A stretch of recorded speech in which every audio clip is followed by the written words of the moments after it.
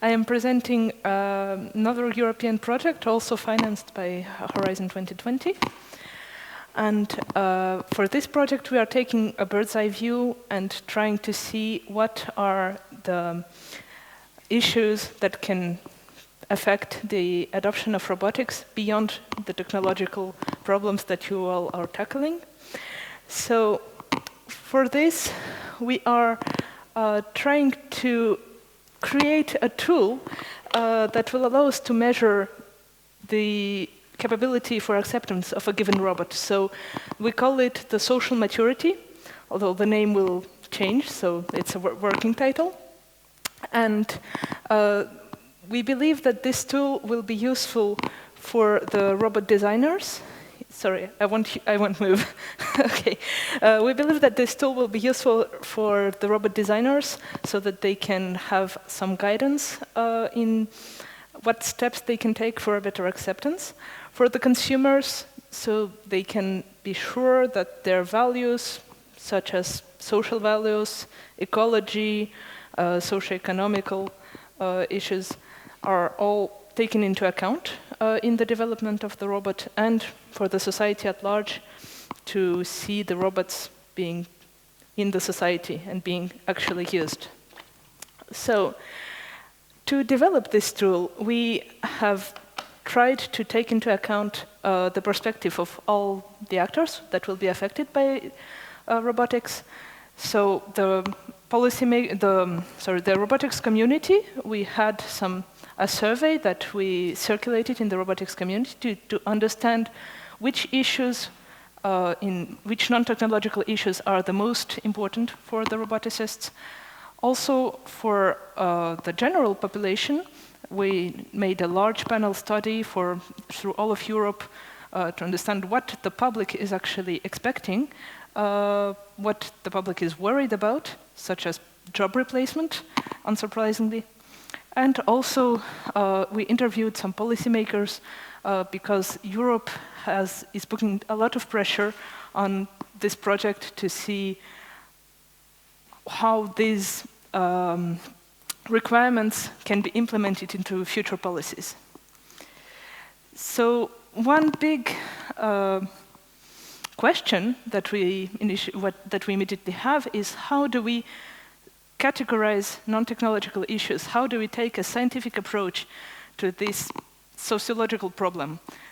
Well, we are trying to make a mutually exclusive but collectively exhaustive classification of all the ethical and social issues that can apply to robotics. And doing that, we have found 5 main categories from what came out of the surveys. Is the environmental issues, such as pollution, maintainability of robot, recycling, the socio-economical issues. Here we have both the impact on the equality, social equality, racial equality, etc., and the impact on the job market. Because if jobs are created, replaced, some skill gaps are created by the adoption of robots. So this is all in socioeconomics. We have legal issues. There we have accountability of the robot actions, and also regulatory readiness, whether the robot is complying to existing regulation and whether future regulations are taken into account in the development. Data is, well, obviously the use of sensitive data, how it is stored, whether it is being sold, whether it is encrypted. It is a large worry for the general population that their data is not being misused. And finally, human experience, which is both the experience of the people who will be using the robot and the experience of people who will interact with it without using it. So, for example, whether the user interface is accessible to people not speaking English, whether the robot is indicating its actions when it's turning right, does it have an indicator that it is going to do that, so that people are not surprised? So these are 5 big categories, and each of them is subdivided into subcategories, sometimes even sub-subcategories, for each of which we have very detailed questions that we can ask the robot manufacturers and measure how these issues are impacting them. So for example, for environment, I have just detailed one branch.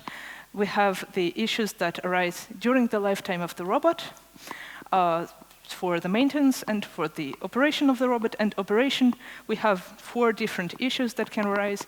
Is the destruction of fauna and flora, for example, for an agricultural robot that could roll on rare plants. The pollution, that is pollution by design. If a robot is designed to spray some chemicals, that will have an impact on the environment. And the pollution by accident, for example, a battery that is leaking or fuel leaks, etc. And also the use of resources by the robot when in operation. So for each of these 4 questions, what we would like to do is to provide the robot manufacturer, in the end, with this tool, we want to provide the robot manufacturer with a score. And it is not easy to give one score, because we don't want to have 50 scores for each of these aspects. So we need to centralize this to have a score for each of these 5 areas. And it is not easy to represent both the importance, the relative importance of different issues, and to have a repeatable, measurable score. So the approach that we took is, the approach that we took is to measure separately the risks and the mitigation steps for each of these areas. So this tool is a check grid, if you want. It's a checkup list, where first you measure the risks that are applying to your robot, and then if there are some risks applying in this category, you verify which mitigation steps you have taken. And therefore, you have 1 score for risk assessment, for the risks of your robot, 1 score for the mitigation, and we can also generate some guidance, some recommendation to improve your score. And the score is presented in this way. So this is a temporary visual. The colors will be prettier. We have here in red the risk scores for each of the categories. In blue, the mitigation scores for each of the categories. So when blue is lower than red, that means you have an issue, you need to work on this category, or else there will be a lack of public acceptance. And we can also calculate a global category score based on these 2 scores, just a mathematical mixing.